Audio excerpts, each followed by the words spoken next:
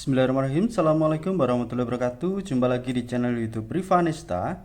Masih di sudut edukasi, belajar mudah dan menyenangkan. Bagaimana kabar adik-adik?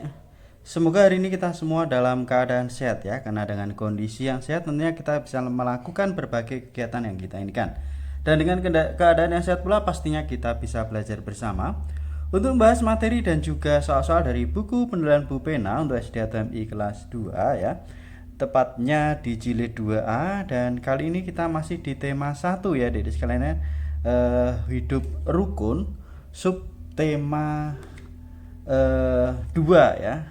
Tema 1 subtema 2 ini hidup rukun dengan teman-teman ya. Tepatnya kita di pembelajaran 5. Jadi yang masih ketinggalan bahasan sebelumnya bisa dilihat di playlist Bu Pena kelas 2. Langsung saja Adik sekalian ya. Untuk pembelajaran 5 di sini ya, di tema 1 subtema 2 dimulai dari muatan bahasa Indonesia ya, yaitu menuliskan kalimat ajakan untuk teman. Nah, kalimat ajakan ya biasanya terdapat kata-kata ayo misalnya ya, kemudian mari. Nah, itu. Nah, di sini kamu tentu sudah tahu ya Dedek, bagaimana cara mengajak teman ya. Ketika mengajak teman, ucapkan kalimat dengan santun. Nah, jika ajakanmu ditolak sebaiknya kamu juga tidak marah ya, karena dapat menjaga kerukunan. Kalau kita tidak marah ya, tentunya kita harus mengerti ya perasaan teman. Mungkin pada saat kita ajak bermain ya, dia sedang kurang enak badan, atau mungkin dia tidak suka dengan permainan yang akan kita mainkan ya. Jadi kita tidak perlu memaksa teman kita ya untuk mau mengikuti apa keinginan kita ya. Oke, selanjutnya di sini adik-adik sekalian ada keterampilan portofolio untuk menuliskan pengalaman mengajak teman. Nah, kita diminta yang pertama membuat kelompok dengan teman sebelah. Kemudian ingat kembali ya saat kamu mengajak teman ya, misalnya saat bermain ini tadi ya. Ya, saat bermain. Kemudian ungkapkan paling sedikit 3 kalimat ajakan kepada temanmu. 3 kalimat ajakan ya. Nanti adik-adik sekalian bisa dibuat ya 3 kalimat ajakan. Setelah itu mintalah temanmu membuat kalimat balasan dari ajakanmu ya. Setelah membuat 3 kalimat ajakan, adik-adik sekalian diminta untuk membuat balasannya juga ya. Misalnya kita yang buat kalimat ajakan, kemudian teman kita yang sebelah diminta untuk membuat balasan kalimat ajakan tersebut. Nah, ini diminta dilakukan secara bergantian dan tulislah pada kertas tugas. Kemudian setelah selesai, kumpulkan tugasmu kepada gurumu untuk dinilai. Nah, di sini saya berikan contoh ya Adik-adik sekalian ya. Kalimat ajakan kepada teman bermain itu seperti apa, kemudian jawabannya seperti apa. Nah, ini ya Adik-adik sekalian ya. Yang pertama misalnya, Dedi, ayo kita bermain sepeda. Nah, ini bisa dituliskan nama teman sebelah kita ya, misalnya mungkin namanya Rani atau siapa ya. Kemudian kalimat ajakan yang kedua, ayo bermain bola di lapangan ya. Kemudian kalimat ajakan yang ketiga, mari bermain di halaman ya. Diminta 3 ya, ini saya berikan contoh 4 adik-adik sekalian ya. Misalnya, ayo kita bermain layang-layang. Nah, kemudian teman sebelah kita ya menjawab tentunya dengan kalimat ajakan tersebut ya. Diminta membuat jawabannya, di sini saya tuliskan juga. Misalnya tadi ada pertanyaan, Dedi ayo kita bermain sepeda. Mungkin Dedinya tidak suka bermain sepeda atau sepedanya sedang rusak ini kebetulan, maka dijawab, maaf sepedaku rusak ya, itu misalnya ya. Atau kalau misalnya mau, ayo kita bermain bersama, bisa juga seperti itu. Kemudian untuk kalimat ajakan yang kedua Dedek sekalian ya, tadi ayo bermain bola di lapangan. Nah, jawabannya seperti apa contohnya ini ya, ayo kita berangkat sekarang. Misalnya kita setuju dengan ajakan teman kita diajak bermain bola. Kemudian kalimat ajakan yang ketiga tadi, mari bermain di halaman. Nah, jawabannya apa kira-kira ini? Ya, kita ke halaman bersama. Ini berarti setuju ya. Kemudian yang keempat, ayo kita bermain layang-layang. Nah, jawabannya, tapi siang ini anginnya terlalu kencang. Nah, berarti ini kurang setuju ya kalau diajak bermain layang-layang. Nah, itu adik-adik sekalian ya, kira-kira contoh kalimat ajakan beserta jawabannya ya, yang adik-adik bisa tuliskan. Silahkan, ini hanya contoh. Mungkin kalau adik-adik semua punya jawaban yang lain bisa dituliskan ya. Itu untuk muatan bahasa Indonesia ya. Selanjutnya kita ke halaman 34 ya. Halaman 34 di sini ada muatan PPKN ya, menyebutkan pengamalan sila ketiga Pancasila di tempat bermain. Nah, sila ketiga Pancasila itu bunyinya apa?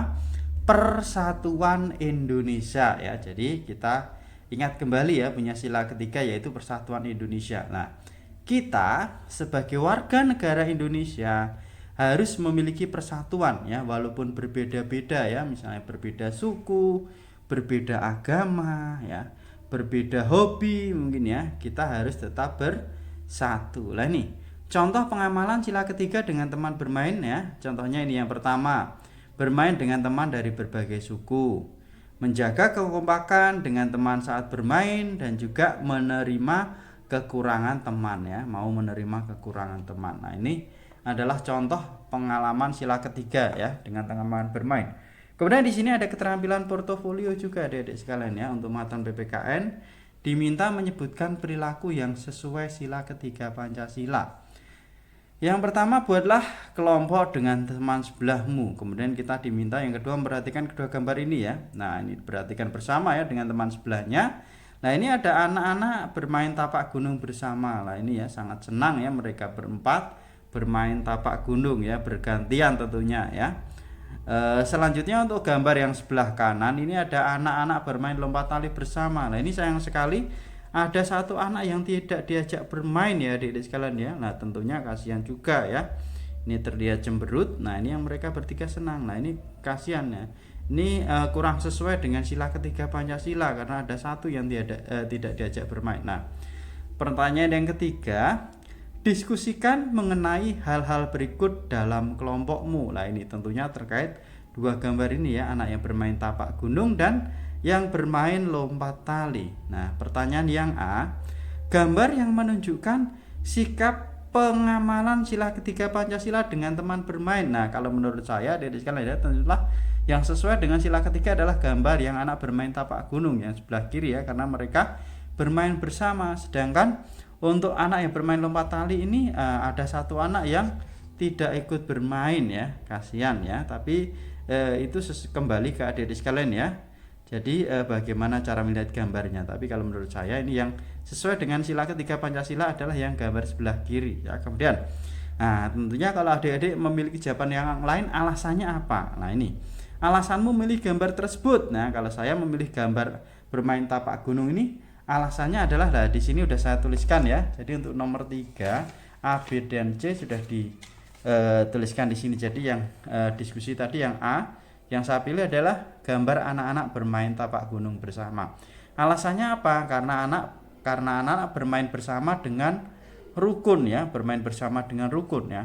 Beda dengan yang gambar yang bermain lompat tali ini, ada satu anak yang terlihat sedih karena tidak diajak bermain. Nah, itu.